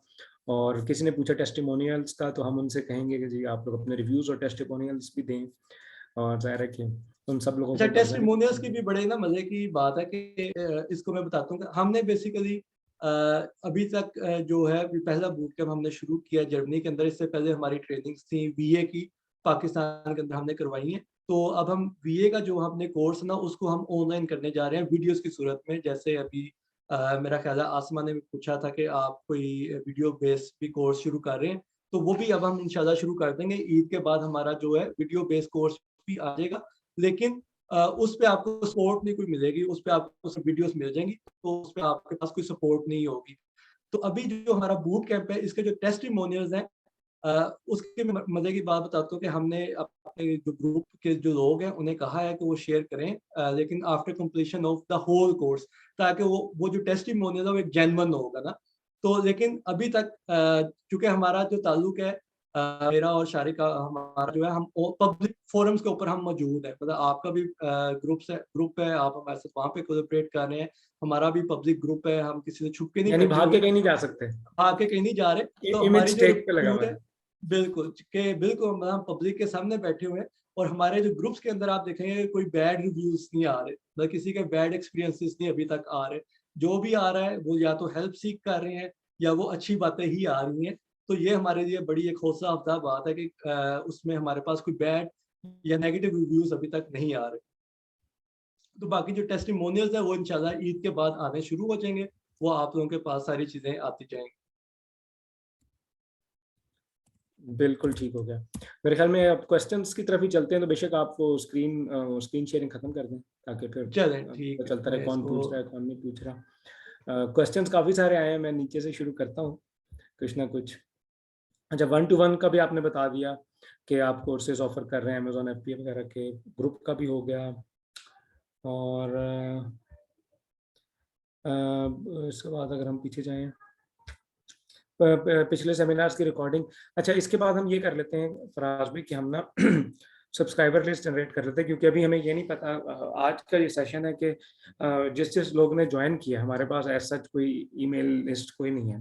तो इस केस में तो ये है कि मेरे ख्याल में आप चैट में अपना ईमेल लिख दें दोबारा से, ताकि लोग आपसे रब्ता कर लें, क्योंकि हम किसको दें, जो फेसबुक पे ऑनलाइन जो इवेंट बनाया हुआ था वहाँ पे हम लिंक शेयर कर देंगे रिकॉर्डिंग का, और ग्रुप में भी शेयर कर देंगे, जो पाकिस्तानी इन डॉइचलैंड वाला जो ग्रुप है। लेकिन स्टिल अगर किसी को चाहिए हो तो वो ईमेल एनी टाइम कर सकता है। ईमेल अभी हम चैट में लिख देंगे, ठीक है जी। अच्छा जी, ड्रॉप शिपिंग के हवाले से कुछ क्वेश्चंस आए हैं कि इस ड्रॉप शिपिंग, कंबर अब्बास कुछ ने पूछा है कि इस drop shipping legal in Amazon. in my information it is illegal and our account will be suspended if we do a drop shipping, ये कंबर ने लिखा है। ठीक है, अच्छा साथ ही ये इसमें ऐड कर देता हूँ, ये साथ ही ऐड करता हूँ सेकंड पार्ट। आसिमा ने पूछा कि drop shipping doesn't sound very passive in this scenario as one needs to be online all the time to manage orders and inventory. इस तरह बोलता हूँ। अच्छा, ड्रॉप शिपिंग बिल्कुल भी इलीगल नहीं है। मतलब आप अमेज़न की वेबसाइट पे भी जाएँगे तो आपको नज़र आती है ड्रॉप शिपिंग हो रही है, वहाँ पे लोग करते हैं। अमेज़न ने गाइडलाइन दी हुई है, ठीक है? असल चीज़ ये है कि गाइडलाइन दी हुई है, हमने उस गाइडलाइन को फ़ॉलो करना है। वरना ड्रॉप शिपिंग ईबे पे भी अलाउड है, ड्रॉप शिपिंग अमेज़न पे भी अलाउड है। लेकिन जहाँ पे भी ड्रॉप शिपिंग आती है ना, वहाँ पे एक गाइडलाइन दी हुई है। क्यों इस पे जैसे मैंने अभी आपको एक्सप्लेन भी किया था कि ड्रॉप शिपिंग बड़ा एक डिफरेंट सा मॉडल है कि इसमें जो मैं सेलर हूँ, मेरे कोई पैसे नहीं लग रहे, ठीक है? तो लेकिन अमेज़न और ईबे या जितने भी सर्विस प्रोवाइडर हैं, दे मेक श्योर कि हम इसके साथ कोई गलत चीज़ें ना करें, किसी ब्रांड की रेपुटेशन ना हम गलत करें, तो उन्होंने एक गाइडलाइन जनरेट कर दी है। तो जब तक हम उस गाइडलाइन को फॉलो करेंगे, कुछ नहीं होगा। मतलब हमारा अकाउंट भी सस्पेंड नहीं होगा, अमेज़न भी हमें नहीं रोकेगा, क्योंकि गाइडलाइन देने का मकसद ये है ना कि वो मोटिवेट कर रहे हैं कि हम कर सकते हैं, या वो अलाउ कर रहे हैं कि हम कर सकते हैं, प्रोवाइडेड कि हम ये गाइडलाइंस को फॉलो करें। जैसे ही हम उन गाइडलाइन से हट के जाएँगे, डेफ़िनेटली हमें कॉन्सिक्वेंसेस बेयर करने पड़ेंगे, और कॉन्सिक्वेंसेस यही आते हैं कि हमारा अकाउंट सस्पेंड हो जाता है। तो वैसे लीगल लीगल है, 100% लीगल है, कोई इसमें दो राय नहीं है, लेकिन गाइडलाइंस के अंदर रहते हुए, ठीक। अच्छा, जो आसमा का क्वेश्चन है कि हमें हर वक़्त ऑनलाइन रहना पड़ेगा, ऐसा नहीं है। हमारे पास होता ये है कि जब ऑर्डर आता है हमारे पास, तो हमें नोटिफ़िकेशन आ जाता है अमेज़न की तरफ से, वो हमें ईमेल में भी आ जाता है, वो हमारे सेलर सेंटर पे भी आ जाता है, वो हमारे पास फ़ोन में जो ऐप है उस पे भी आ जाता है। वो नोटिफ़िकेशन आने के बाद हमारे पास 1 से 2 दिन का टाइम होता है कि हम उस ऑर्डर को फुलफ़िल करें, ठीक है? मतलब हर ऑर्डर की फुलफ़िलमेंट का डिफरेंट टाइम होता है, लेकिन हम ऑन एवरेज हम 1 से 2 दिन काउंट करते हैं उसको, ठीक है? तो वो विदिन 1 और 2 डेज़ हम उस ऑर्डर को फुलफ़िल करवा सकते हैं। तो हमें हर वक़्त ऑनलाइन नहीं रहना। हम ये कर सकते हैं कि हम देखें कि हमारे पास ऑर्डर्स की फ्रीक्वेंसी किन टाइमिंग्स पे ज़्यादा आती है, और हम उसके अकॉर्डिंगली अपना एक टाइम सेट कर दें कि मैंने हर रोज़ रात को 8 बजे या हर रोज़ शाम को 6 बजे मैंने उन ऑर्डर्स को फुलफ़िल करना है। यानी आपको डेली बेस पे आपका टास्क हो जाएगा। इस पे जो करने का काम होता है कि आपने कंटिन्यूअसली लिस्टिंग्स या प्रोडक्ट्स को फाइंड करना होता है कि कौन-सी प्रोडक्ट्स को मैं ऐड कर सकता हूँ। क्योंकि जितनी ज़्यादा प्रोडक्ट्स आप ऐड करते जाएँगे अपने सेलर सेंटर के ऊपर, उतना आपके लिए ईज़ी होगा कि या आपके पास ऑर्डर्स वेलोसिटी उतनी ज़्यादा बढ़ सकती है। अगर आप फ़र्ज़ करें कि 5 लिस्टिंग्स के साथ काम कर रहे हैं, तो आपको हो सकता है दिन के 5 ऑर्डर आएँ। इसी तरह अगर आप 15 लिस्टिंग ऐड कर देंगे, तो हो सकता है आपको दिन के 12 ऑर्डर्स आ जाएँ। ठीक है? ड्रॉप शिपिंग में समझने की ज़रूरत ये है कि हमारी लॉयल्टी नहीं है किसी के साथ भी, हम किसी ब्रांड के साथ फिक्स नहीं है, बल्कि हमने ये देखना है कि हम कितनी ऑर्डर वेलोसिटी जनरेट कर सकते हैं डेली बेसिस के ऊपर। तो जितना ज़्यादा ऑर्डर आएगा हमारे पास, उतना ज़्यादा हमें प्रॉफ़िट आएगा। तो उसपे ना हमें ब्रांड रिस्ट्रिक्शंस हैं, ना हमें किसी के साथ लॉयल होने की ज़रूरत है, ना हम इन्वेंटरी के ऊपर डिपेंडेंट है, बल्कि हमने ये देखना है कि हमारी जितनी ज़्यादा लिस्टिंग्स होंगी, उतने ज़्यादा हमारे पास ऑर्डर आ सकते हैं, और हम उतना ज़्यादा रेवेन्यू या उतना ज़्यादा प्रॉफ़िट हम जनरेट कर सकते हैं। तो I hope I answered the question. हाँ जी। बिल्कुल, मैं कुछ कॉन्टेक्स्ट वगैरह दे रहा था कि अगर रह जाएँ तो फराज भाई का ही मैंने फेसबुक प्रोफाइल लिंक भी शेयर कर दिया है, इस पे कर सकते हैं। लेकिन बेहतर ये है कि जो चैट का व्हाट्सएप चैट ग्रुप का लिंक शेयर किया है, उससे आप लोग ज्वाइन कर सकते हैं, और ऊपर फेसबुक ग्रुप का भी लिंक शेयर कर दी, ग्रीन वेव नेटवर्किंग के नाम से ना। अच्छा, उनका क्वेश्चन है, अच्छा क्वेश्चन बड़े ज़्यादा तेज़ी से आ रहे हैं, मिनट।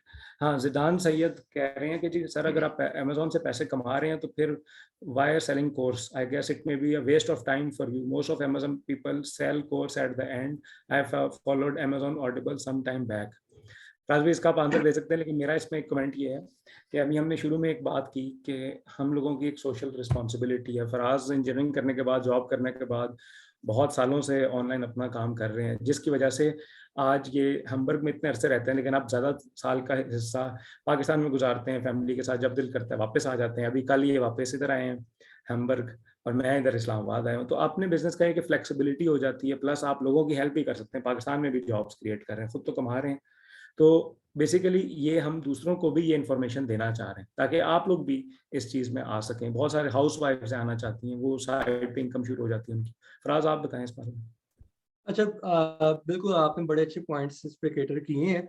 ये बड़ा ना अलमिया है मतलब हम लोगों के पास भी, कि हम ये देखना शुरू कर देते हैं कि ये कोर्स सेल कर रहे हैं तो शायद इन्हें कोर्स सेल करने की ज़रूरत है।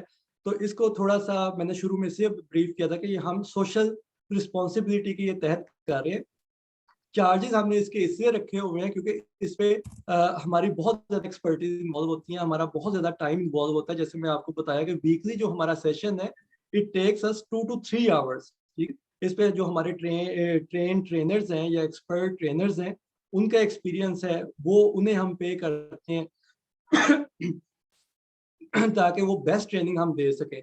ये तो एक फाइनेंशियल एस्पेक्ट है ना, लेकिन इसका जो इम्पैक्ट है वो ये मैं देखता हूँ, अभी हमने मतलब एक बूट कैंप शुरू किया है, उसका इम्पैक्ट इंशाल्लाह सामने आएगा। लेकिन अब ये देखें हम सेमिनार्स करवा रहे हैं, इस पे लोग आ रहे हैं, लोगों का इंटरेस्ट बन रहा है। तो ये सब लोग इन्फॉर्मेशन सीख करने के लिए यहाँ पे हम लोग जमा हो गए हैं ना। तो अब हमारा जो कोर्स है या हमारी जो चीज़ें हैं, जो हम बता रहे हैं, उसका मकसद ये है कि अब आप लोगों के पास जो जनरल इन्फॉर्मेशन आई है, वो आप लेके फ़र्ज़ करें आप कहते हैं मैं आज से ये काम शुरू करना चाहता हूँ। मैं 5,000 यूरो भी इन्वेस्ट कर देता हूँ, ठीक है? और मैं आपको गारंटी देता हूँ कि आप बगैर सीखे काम शुरू करेंगे, तो आप 5,000 यूरो अपना डुबो के फ़ारिग होके बैठ जाएँगे और दूसरों को कहेंगे जी ये काम नहीं करना चाहिए।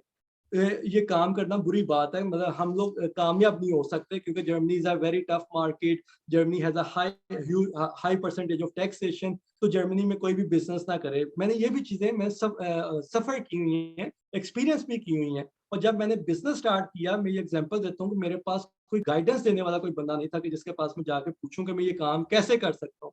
मेरी तब से ये ख्वाहिश थी कि मैं कोई ऐसा काम करूँ कि मैं अपने लोगों को भी बेनिफिट दे सकूँ। तो ये कम्युनिटी टास्क भी हमने जब शुरू किया तो इसके पीछे एक बहुत बड़ी अप्रोच है हमारी।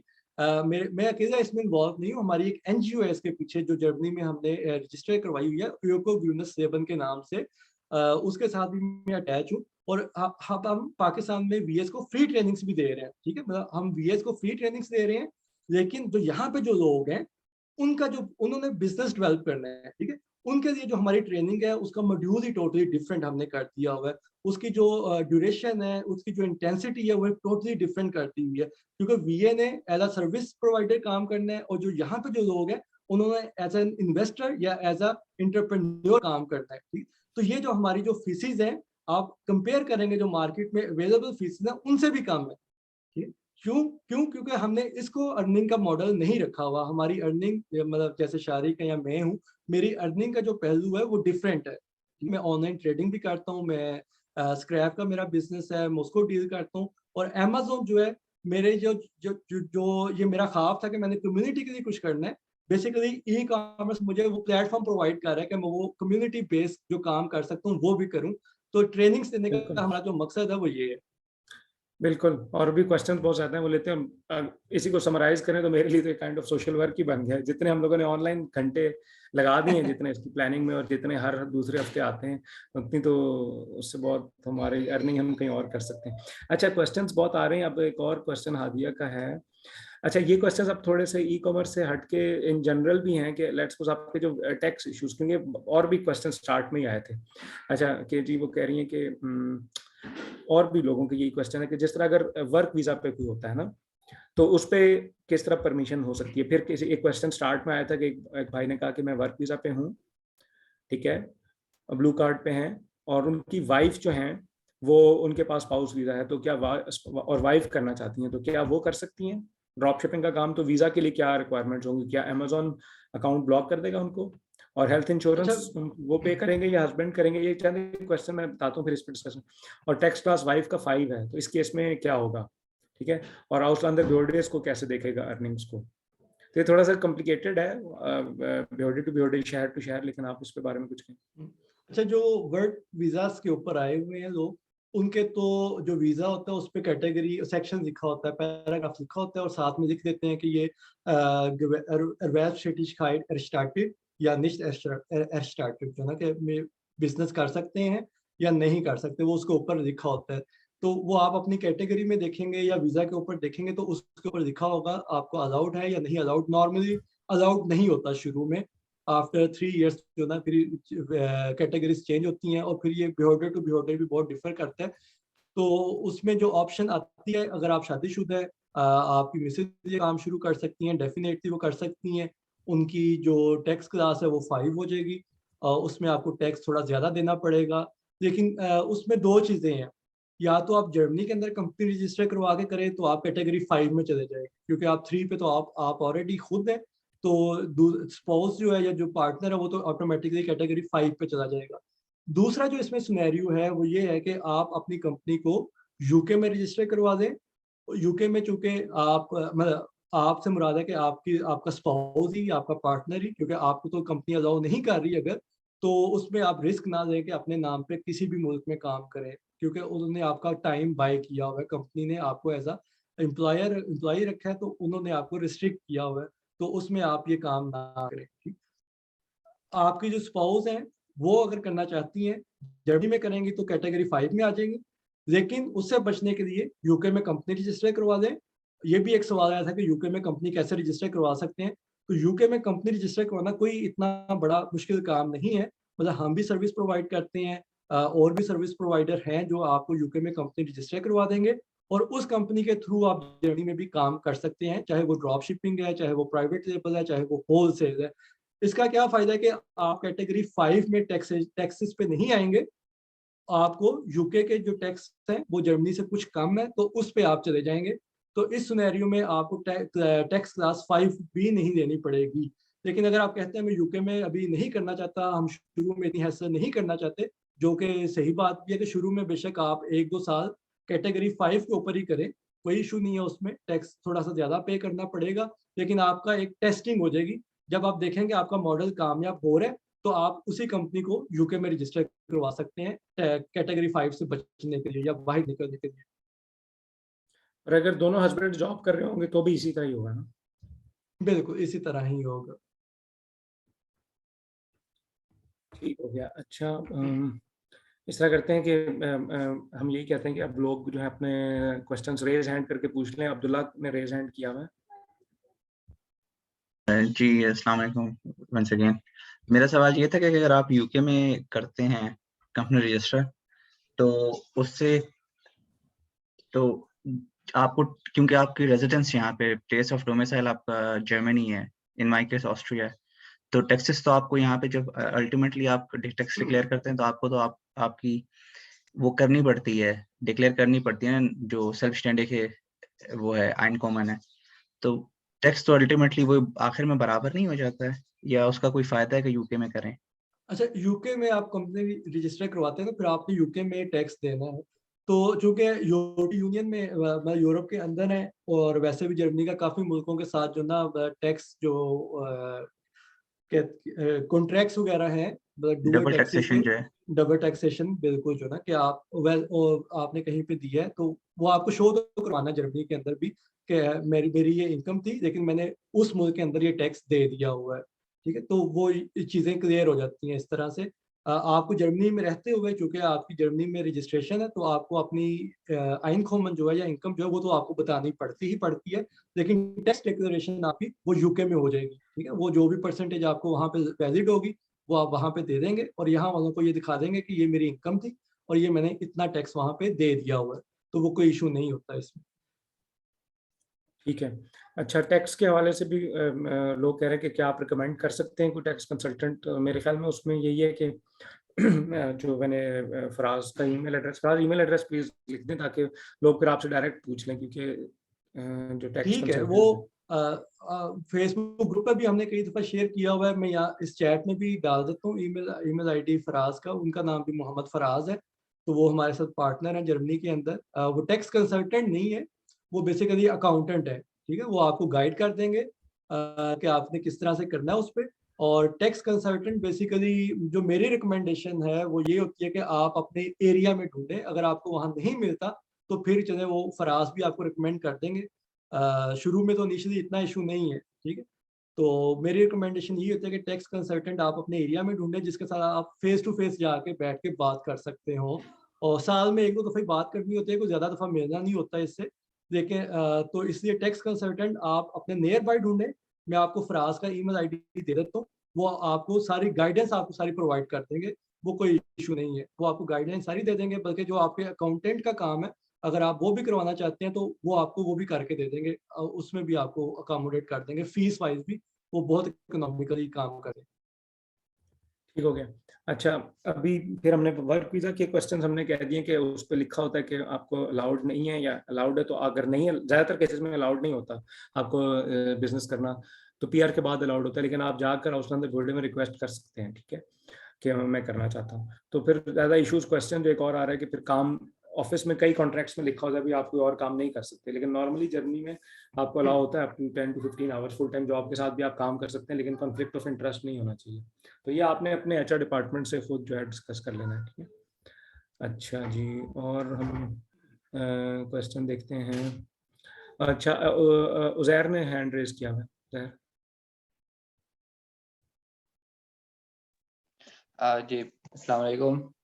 वालेकुम मेरा एक सलाम। क्वेश्चन है कि मतलब अमेजोन का अकाउंट लेट्स सपोज किसी और कंट्री का हो, फॉर एग्जांपल पाकिस्तान का है अमेजोन का अकाउंट, और कंपनी हम यूके में रजिस्टर करते हैं, तो ये दोनों at the same time work कर सकते हैं, और हमें अकाउंट भी यूके का चाहिए और कंपनी भी यूके की ही चाहिए?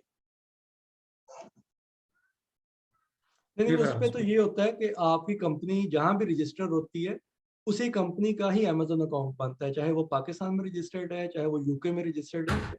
जिस कंट्री में आपकी कंपनी रजिस्टर्ड हुई होगी, उसी कंपनी के नाम पे ही आपका अमेज़न अकाउंट बनेगा। हाँ, बाकी रह जाता है कि हम जर्मनी में कैसे काम कर सकते हैं, पाकिस्तान की कंपनी के साथ या यूके की कंपनी के साथ, तो उसके लिए आपको जर्मनी में वैट अप्लाई करना पड़ता है।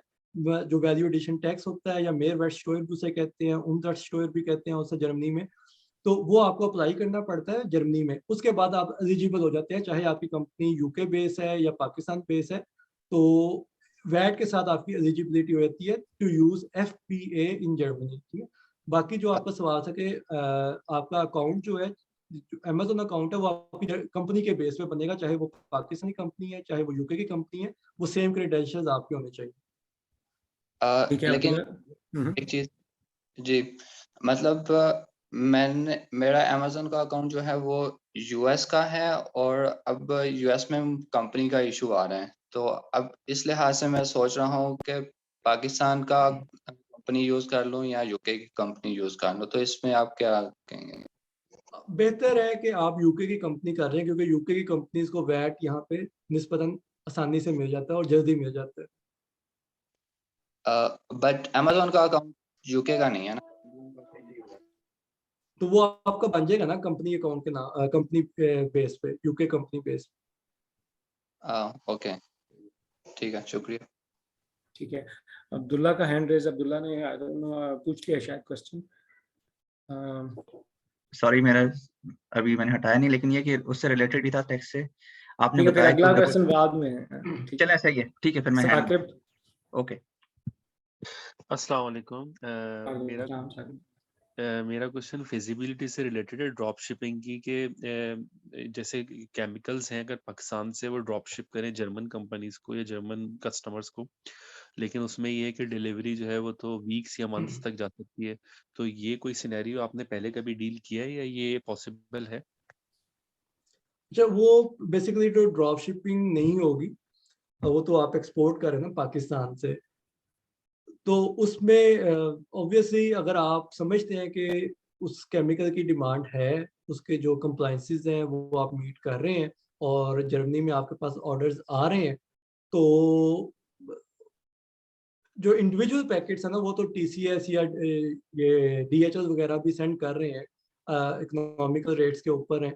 तो लेकिन इतना कोई रिकमेंडेड नहीं है कि आप पाकिस्तान में चीज़ें रख के उसको बाहर सेल करें, अनटिल और अनलेस वो लाइट वेट हो ना, जिस पे आपको चार्जेस बहुत कम पड़े या उनकी पैकिंग छोटी हो। लेकिन केमिकल्स का मैं समझता हूँ कि उसकी पैकिंग भी ज़रा डिफरेंट होगी, उसमें रिस्क भी फैक्टर ज़्यादा है, तो उसमें मेरा नहीं ख्याल कि इतना कोई फीजेबल ये रह सकेगा आपके लिए। बहुत से लोग अभी कर रहे हैं, जैसे पाकिस्तान से टेक्सटाइल्स हैं या लाइट वेट की जो चीज़ें हैं, पाकिस्तान में रख के लोग सेल कर रहे हैं, यूके में या जर्मनी के अंदर या यूएसए में भी कर रहे हैं। लेकिन उसमें कंप्लाइंसेस का इतना इशू नहीं आता ना, मतलब केमिकल्स में कंप्लाइंसेस का भी इशू आएगा और वो आपको हर पार्सल के साथ कोई ना कोई रूल्स एंड रेगुलेशन जो कस्टम्स के होंगे, उसमें आपको दोबारा हर दफ़ा कोई ना कोई चीज़ें जमा करवानी पड़ेंगी, बिल्कुल। जो आपके लिए बहुत ज़्यादा पेपर वर्क भी होता जाएगा। बहुत शुक्रिया। गुड। तो इसमें शॉर्ट फॉर्म में कोई दूसरा मॉडल हो सकता है? अदरवाइज़ मैं कहीं और पूछ लूँगा फिर। ड्रॉप आप शिपिंग के ऐसे हवाले कर से पूछेगा। हाँ, जी, एग्ज़ैक्टली केमिकल के हवाले से कोई और पॉइंटर हो कि अगर ये ई-कॉमर्स के थ्रू नहीं है, तो ये कोई किस चीज़ के थ्रू किया जा सकता है? बेसिकली आप उसे इंडिविजुअल पैकिंग में सेल करना चाहते हैं केमिकल को, क्योंकि मैं समझता हूँ कि केमिकल तो फिर वो कोई कॉर्पोरेट सेक्टर भी देगा ना, बिजनेस फॉर्म कोई कंपनी ही देगी केमिकल, या वो कंज्यूमर बेस्ड केमिकल है, कंज्यूमर यूज करेंगे उसे। वो नॉर्मली कंपनी बेस्ड केमिकल्स हैं, टेक्सटाइल बेस्ड फॉर एग्ज़ाम्पल।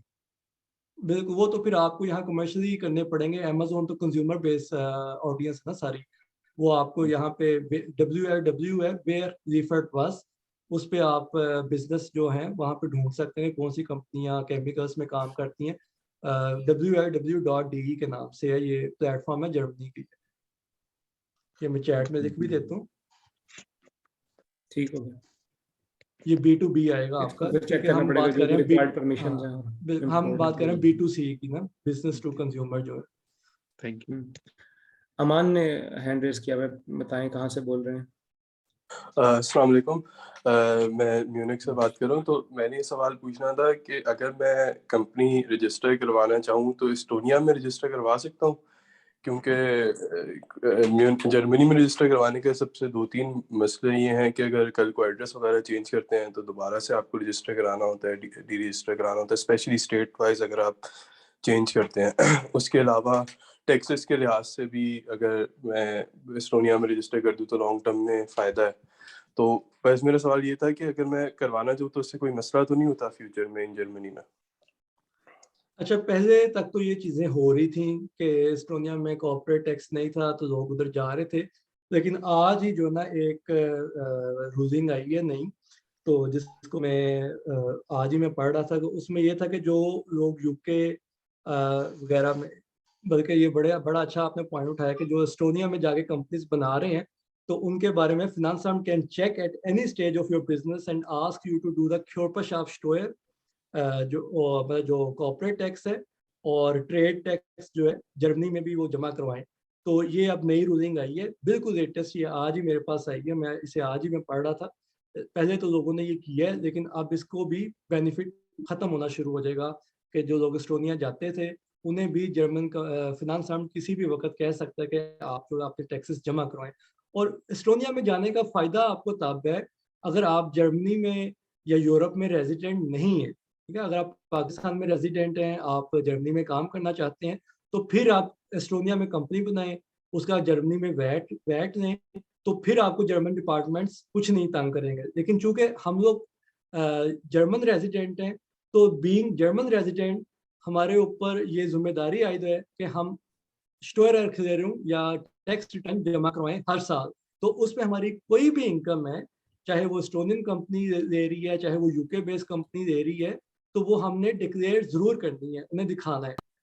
अब ये रह जाता है कि फिनांस आर्म उससे क्या करता है। तो फिनांस आर्म की जो रूलिंग आई है आज, वो ये आई है कि वो किसी भी वो आपसे पूछ सकते हैं कि एस्टोनियन कंपनी का हमें दें कि आपने वहाँ पे क्या कमाया, कितना कमाया, तो हम उस पर आपको टैक्सेस ले सकते हैं, मतलब उसकी भी छूट खत्म हो गई है।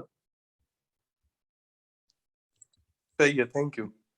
वो फायदा अब उस सूरत में है कि अगर हम नॉन यूरोपियन रेजिडेंट है तो फिर हमें एस्टोनियन कंपनी का फायदा है। ठीक हो गया। एम राहिल कहाँ से जी बोल रहे हैं? जी अस्सलाम वालेकुम, मैं हामबुर्ग से बात कर रहा हूँ। फराज भाई, जी मेरा क्वेश्चन आपसे ये है कि अमेज़न प्राइवेट लेबल मैं पाकिस्तान में कंपनी रजिस्टर करके यहाँ पे सेल कर सकता हूँ? जी जी बिल्कुल, आप पाकिस्तानी कंपनी बना के, उसमें आपको कॉम्प्लिकेशंस आएंगी थोड़ी सी, तो क्योंकि आपका सेलर सेंटर भी फिर उसी कंपनी के नाम पे ही बनेगा जो आपकी कंपनी पाकिस्तान में रजिस्टर्ड होगी। आपको यहाँ पे वैट चाहिए होगा जर्मनी के अंदर, ठीक है, आपको वैट मिल जाएगा। उसमें थोड़ा सा प्रोसेस थोड़ा लेंथी होता है as compare to UK based companies के, क्योंकि यूके का सिस्टम तो सारा ईयू में आ जाता है, मतलब यूरोपीय यूनियन में ही वो आ जाते हैं, तो या यूरोप में आ जाते हैं, तो उनका सारा डिजिटलाइज है। पाकिस्तान में थोड़ी कॉम्प्लिकेशंस हैं अभी भी, उसमें टाइम थोड़ा ज़्यादा लगता है वहाँ की कंपनी को यहाँ पे वैट लेने के लिए, लेकिन हो सकता है, प्रिंसिपली हो सकता है। मतलब ये लीगली अमेज़न इसको डिस्क्वालीफाई नहीं करता, अमेज़न आपको अलाउ बिल्कुल करता है ये करने का? बिल्कुल अलाउ करता है।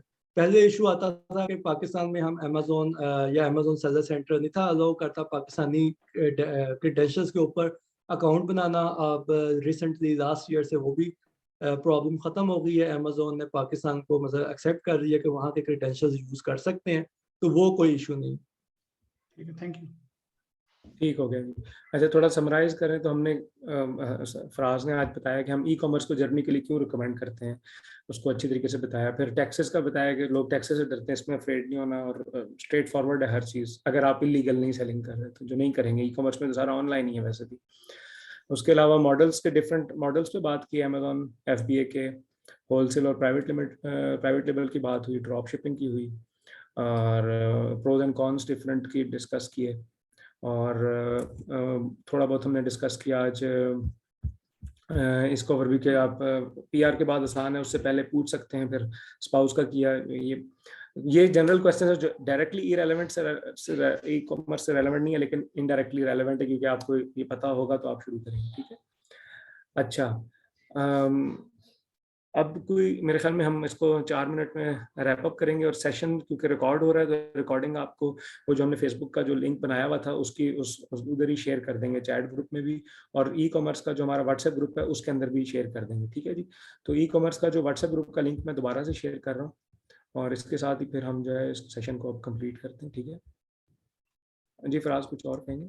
अच्छा, मैं कमेंट में पढ़ा था कि वो NGO को भी पूछ रहे हैं, तो उसका भी मैंने लिंक शेयर किया है यहाँ पे, कि ये मतलब NGO भी हमारी पार्टनर NGO है, मतलब उर्दू रेडियो भी हमारी पार्टनर NGO है जिसमें शारिक आप इन्वॉल्व हैं। इसी तरह सेवन हमारी पार्टनर NGO है जिन्होंने हमें ये सारा ई कॉमर्स में स्पॉन्सर की हैं बहुत सी चीज़ें, और इन्हीं की वजह से हम VA कोर्सेज जो पाकिस्तान में फ्री ऑफ कॉस्ट ऑफर कर रहे हैं डिजर्विंग स्टूडेंट्स को, जो डिजर्व करते हैं या जो फीस नहीं पे कर सकते, उनको फिर हम ये चीज़ें ऑफर की हैं। तो उसका भी मैंने लिंक शेयर किया सबके साथ, कि इसका भी आप देखें जाके, वेबसाइट्स वगैरह पे इस पे जो काम हुआ है या जो काम हो रहा है वो सारा उस पे दी हुई डिटेल्स वगैरह। Very good. तो चलें, बहरहाल बहुत शुक्रिया। कोर्स कंटेंट का वो पूछ रहे हैं, देखें अब ये मैं दोबारा से आखिरी दफ़ा लिंक शेयर कर रहा हूँ ताकि ये अब आप लोग कॉपी कर लें। ये GW सॉल्यूशंस वेबसाइट है, और जिसके अंदर जो है ना ये उसके अंदर कोर्स कंटेंट हर चीज़ जो है ना आपकी सारी डिटेल्स जो है वहाँ पे मौजूद है। ठीक है जी, और कुछ हो तो फिर आप डायरेक्टली, आपके पास फराज का कांटेक्ट है, मेरा कांटेक्ट है, फेसबुक पे मैसेज करें। जो भी चीज़ रह गई तो हम वहाँ पर आपको देंगे। जो व्हाट्सएप ग्रुप है और फेसबुक ग्रुप पे ये सबसे इम्पोर्टेंट है, क्योंकि इसके थ्रू आप जो है ज्वाइन कर सकते हैं। ठीक है जी, डॉक्टर इलियास क्लोन से। जी, thank you Faraz and Shariq भाई। मेरा सिर्फ ये क्वेश्चन है, जो आपका नेक्स्ट ये सेशन स्टार्ट होगा बूट कैंप का, या जो 1 to 1 है, वो कब से स्टार्ट होगा, अगर उसमें पार्टिसिपेट करना चाहे कोई? अच्छा, जो 101 है ना, वो तो आप किसी भी टाइम ले सकते हैं, उसमें तो कोई रिस्ट्रिक्शन नहीं है। ठीक है, वो तो आपने बताना है कि आप शुरू करना चाहते हैं, तो वो फौरी तौर पे शुरू हो जाएगा, उस पर तो टाइम लिमिटेशन कोई नहीं है। लेकिन अगर आपने बूट कैंप लेना है तो वो टाइम रिस्ट्रिक्टेड है, उसमें ऑब्वियसली अभी हमने जो प्लान किया हुआ है वो हम स्टार्ट करेंगे 23 अप्रैल से, ठीक है। तो ईद से पहले ही स्टार्ट हो जाएगा, 23 अप्रैल से हम स्टार्ट कर देंगे। और उसमें जो ज्वाइनिंग है वो अभी आप लोग इस हम अपने फोरम्स के ऊपर शेयर कर देते होते हैं सारी इन्फॉर्मेशन। ये व्हाट्सएप ग्रुप है हमारा जो ई कॉमर्स का, इसको भी मैंने यहाँ पे शेयर किया लिंक, आप लोग इसमें भी ऐड हो सकते हैं। कि हमारी जो इन्फॉर्मेशन है वो हम आपको देते जाएं साथ साथ, और फेसबुक ग्रुप पे भी, वेबसाइट पे भी, शारिक के पास भी जो ग्रुप्स हैं उन पे भी। तो हम हर तरफ अपनी इन्फॉर्मेशन जो ना वो शेयर कर देते हैं। लेकिन यहाँ पे मैं आपको बता रहा हूँ कि 23 अप्रैल से हम बूट कैंप शुरू कर देंगे। और जो 101 है वो तो आप किसी भी टाइम दे सकते हैं, उस पर कोई टाइम लिमिटेशन नहीं है उसकी। नहीं, लेकिन जो 101 होगा उसमें फिर जैसे आपने उसने कहा कि 2 to 3 आवर्स पर लेक्चर होता है या सेशन, और उसमें 3 माह का वो कोर्स है। तो अगर 12 वो वीक बनते हैं, मल्टीप्लाई बाय 2 to 3, इतने टोटल आवर्स हो जाएंगे। तो लेकिन अगर 1 to 1 होता है उसमें क्या है कि आप ये चीज़ें एक्सपेडाइट कर देते हैं कि अगर सपोज मेरे पास अगर टाइम है, मैं कहूँ कि जी मैंने 1 माह में ये चीज़ें ख़त्म करनी है, कि मैं डॉक्यूमेंट्स मेरे बिल्कुल पास हैं, बजट है, वीज़े का कोई मसला नहीं है, तो मैं कहूँगी जी कल से जाके मैं कंपनी रजिस्ट्रेशन करवाऊँ और साथ जो है ना प्रोडक्ट हंटिंग करें और उसमें लिस्टिंग करें, और चाइना से जहीं से भी उसको करना है तो उसको करें। तो इसका फिर आप कितना टाइम होता है तकरीबन? अच्छा, 101 में ना वो आपकी हिम्मत है। आप अगर कहते हैं मैंने डेली क्लासेस देनी है तो हम डेली भी दे देंगे, ठीक है। उसमें आपकी हिम्मत है कि आप कितनी जल्दी उसे अब्जॉर्ब करते हैं, कितनी जल्दी उसे खत्म करना चाहते हैं। तो जो बूट कैंप है उसका तो टाइम फिक्स, वो 3 मंथ्स हम दे जाते हैं उससे ना, उसमें सारी चीजें आती हैं, 12 क्लासेस होती हैं। मतलब बेसिकली 10 से 11 क्लासेस होती हैं। एक क्लास हमने रेपिटेशन के लिए रखी होती है कि किसी वजह से रिपीट करनी पड़ सकती है। तो इसमें जो 101 है उसमें टोटली आप पे डिपेंड करेगा। आप कहते हैं मैंने हर सेकंड डे, हर थर्ड डे क्लास लेनी है, तो आप with in 1 month, with in 15 days भी खत्म कर सकते हैं, विद इन 12 डेज भी खत्म कर सकते हैं। वो आपकी अपनी मर्जी है। चलें ठीक, थैंक यू जी। जी, इसके साथ ही हमारे सेशन का वक्त ख़त्म हुआ। 1.5 आवर से ऊपर हो चुका है। आप सब लोगों का शुक्रिया जिन्होंने ज्वाइन किया। जो क्वेश्चंस रह गए हैं वो प्राइवेट मैसेज करके हमसे पूछ सकते हैं। ठीक है जी, थैंक बिल्कुल, यू मैं वेरी मच। व्हाट्सएप का लिंक भी शेयर किया है, उस पर भी ज्वाइन करके क्वेश्चनिंग कर सकते हैं। फेसबुक ग्रुप्स में भी क्वेश्चन कर सकते हैं, कोई इशू नहीं है। बिल्कुल ठीक होगा। थैंक यू वेरी मच, सबका बहुत शुक्रिया। अल्लाह हाफिज़। थैंक यू एवरीवन, अल्लाह हाफिज़।